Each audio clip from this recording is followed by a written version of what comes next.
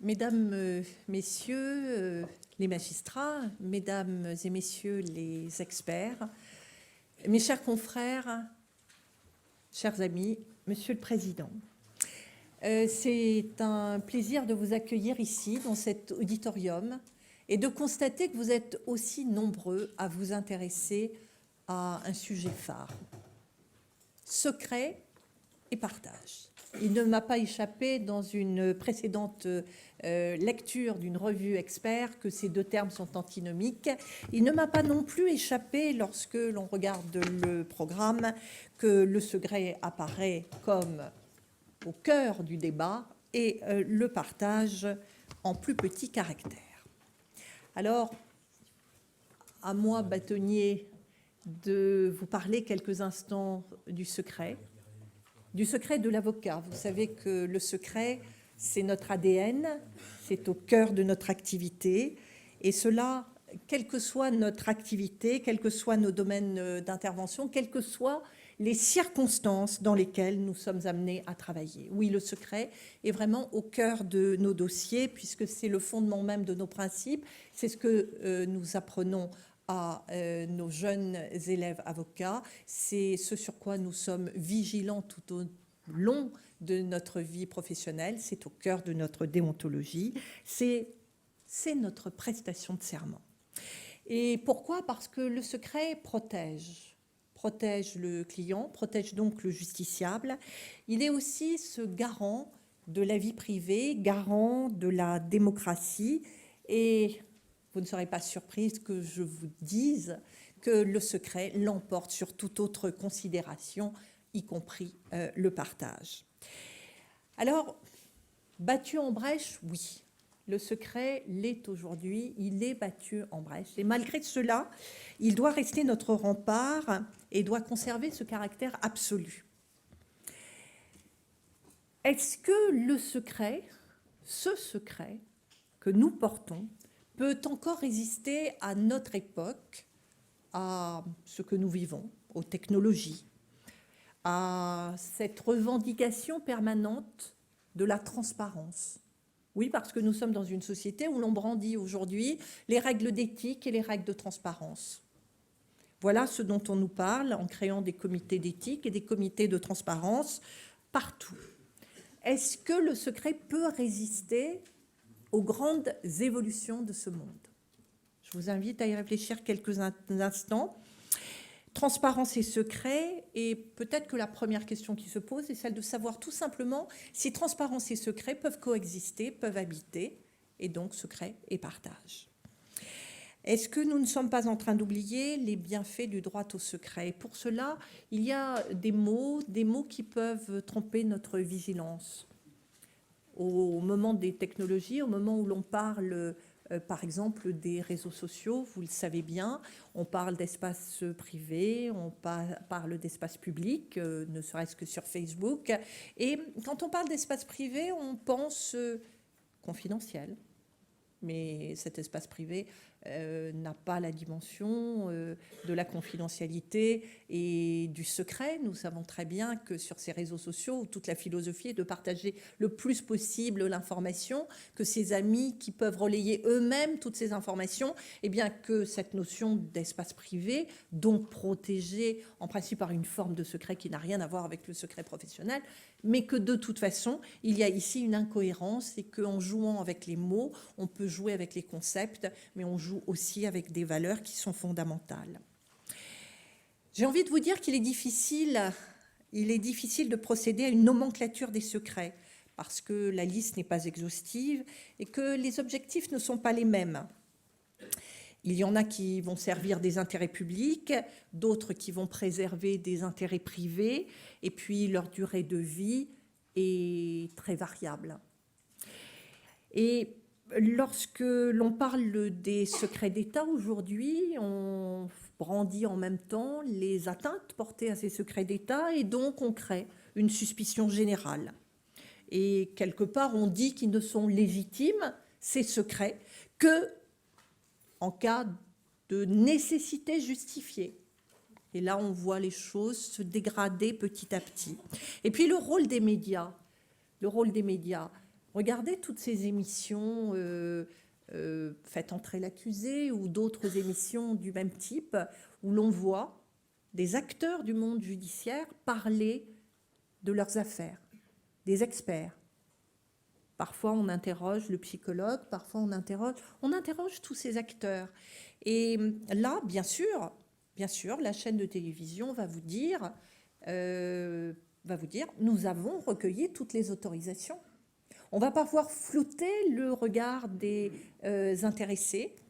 Et puis là-dessus, eh bien, moi, il me semble que quand j'entends, j'ai l'impression que ce sont des secrets que l'on partage, alors même que ce secret si important au cœur d'un cabinet d'avocats, au cœur d'un débat qui a lieu devant le juge d'instruction, je m'interroge et je me dis que si cette tyrannie partagée, pour le coup, avec des millions de téléspectateurs, est-ce que cette tyrannie ici ne tire pas quelque part vers le bas cette valeur du secret,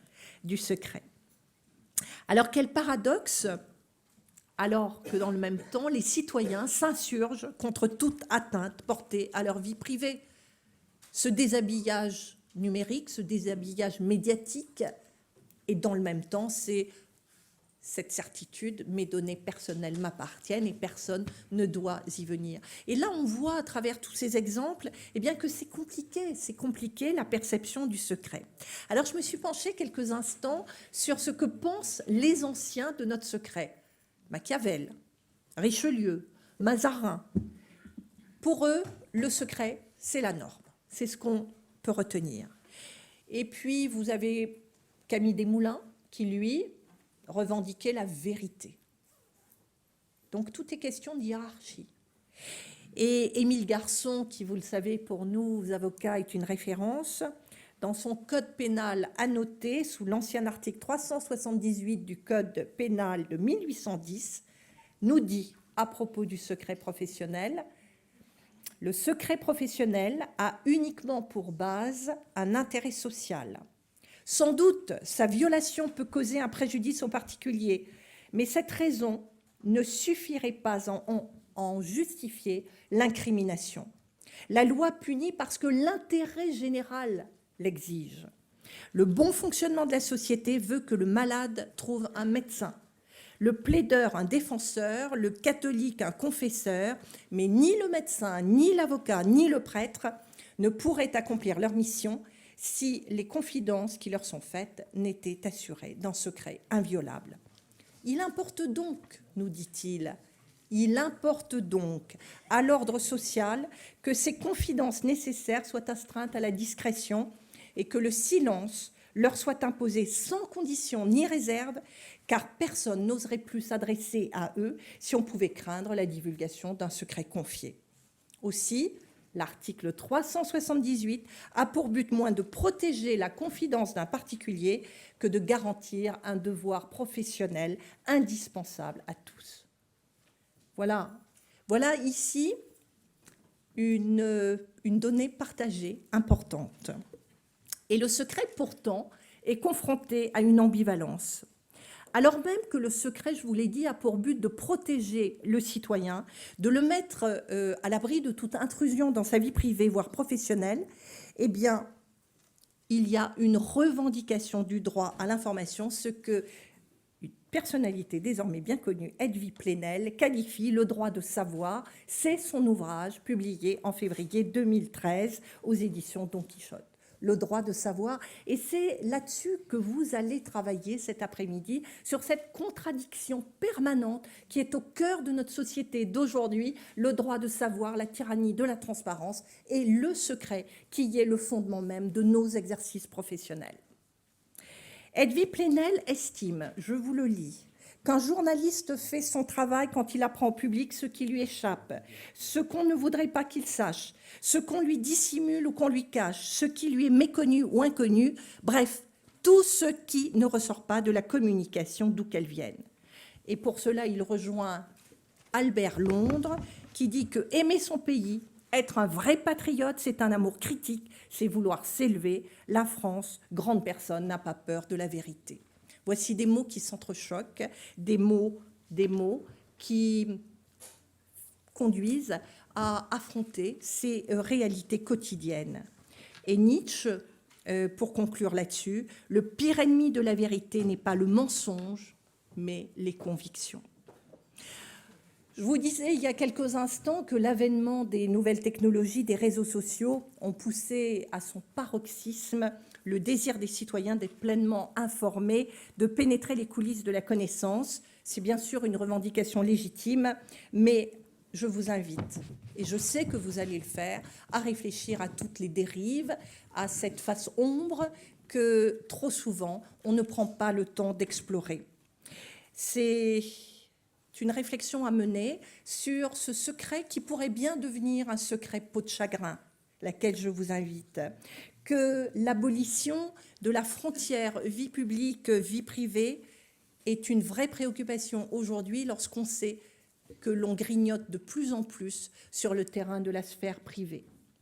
Transparence et respect du secret s'affrontent. Il nous appartient ici de préserver le secret par exemple des données personnelles, le secret tenant à la vie privée, le secret des affaires, le secret des sources, le secret de l'enquête, le secret de l'instruction, le secret médical, le secret de la confession. Je pourrais vous en dire très long, mais je ne peux pas les hiérarchiser. Toutes sortes de secrets dont tous les intervenants de ces tables rondes vont parler, peut-être pas de tous ces secrets, mais je pense qu'il y a ce dénominateur commun, cette préoccupation qui est au cœur de ce débat d'aujourd'hui. Alors, que va-t-il rester du secret? Je ne vais pas anticiper, mais une chose est sûre, c'est que on voit émerger certaines nouvelles obligations. L'obligation de dénonciation à laquelle les avocats sont confrontés aujourd'hui avec les directives sur le blanchiment, avec cette invitation, avec tous ces outils qui sont mis en place dans les sociétés pour inviter à dénoncer, à informer au nom de cette dictature du savoir que j'évoquais il y a quelques instants. Alors, que ce soit lorsque certains magistrats acceptent des moyens de preuve obtenus illicitement à l'insu des personnes concernées, ou que ce soit dans des projets de loi récents, sur la fraude fiscale, par exemple, oui, il y a une préoccupation, et il y a une préoccupation importante pour nous, avocats, qui, je vous l'ai dit et vous le redis, sommes porteurs de ce secret professionnel. Alors, des tempéraments, que ce soit au cours des perquisitions, des saisies opérées dans les cabinets d'avocats, dans la législation anti-blanchiment, ces projets menacent des droits fondamentaux, la liberté de se confier à son avocat. Alors, je ne reviendrai pas sur la jurisprudence abondante qui s'est développée, que ce soit à la Cour européenne, à la Cour de justice de l'Union européenne, sinon que ces juridictions rappellent systématiquement que le secret, et donc le secret professionnel, est la base de la relation de confiance qui existe entre l'avocat et son client, et qu'il s'agit ici d'une garantie essentielle de la liberté de l'individu. Voilà ce que je voulais partager avec vous en essayant de précéder un petit peu cette réflexion qui va aborder les pistes qui doivent permettre de répondre à toutes ces attentes de la société d'aujourd'hui, parce que nous sommes chacun individuellement dans cette salle, des acteurs de cette société civile, de cette société du numérique, et que tous ces outils mis à notre disposition nous interpellent, et il est bon de se poser, de s'arrêter, de discuter, de réfléchir, de prendre de la hauteur et de mesurer à quel point le secret est quelque chose de fondamental, combien son partage peut conduire à le banaliser. Alors, je vous remercie de m'avoir convié à cet avant-propos. Je ne pourrai malheureusement pas partager avec vous vos débats, et je vous souhaite à tous une excellente après-midi de travail. Cet auditorium est à votre entière disposition et je suis heureuse de vous accueillir à la Maison du Barreau pour ce sujet tellement important, tellement fondateur. Merci pour votre attention et très bonne séance de travail.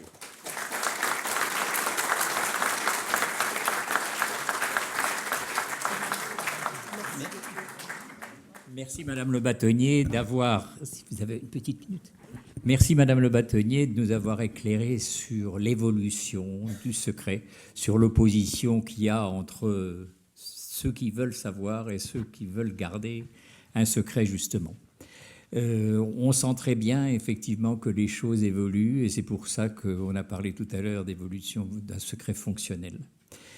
Si vous avez encore une petite minute, avant que vous ne partiez, je crois que M. Prudhomme voudrait réagir un petit peu sur votre intervention. En écho simplement, Madame le bâtonnier, à votre intervention, afin de faire la liaison avec notre après-midi, je vous avais d'une part placé le débat très très haut et vous l'avez placé dans le cadre d'une dialogique, comme dirait Edgar Morin, la dialogique du secret et de la transparence, la dialogique de la révélation, de la dénonciation et de la délation. Jusqu'où va-t-on compromettre les intérêts d'une personne, quelle qu'elle fût, physique ou morale? Et cette dialogique est extrêmement complexe. Et vous avez non seulement posé le débat très haut, mais vous l'avez posé également en pointillé, parce que j'ai le sentiment que notre travail n'aboutira à aucune solution, et c'est peut-être là son intérêt. Je vous remercie. Merci.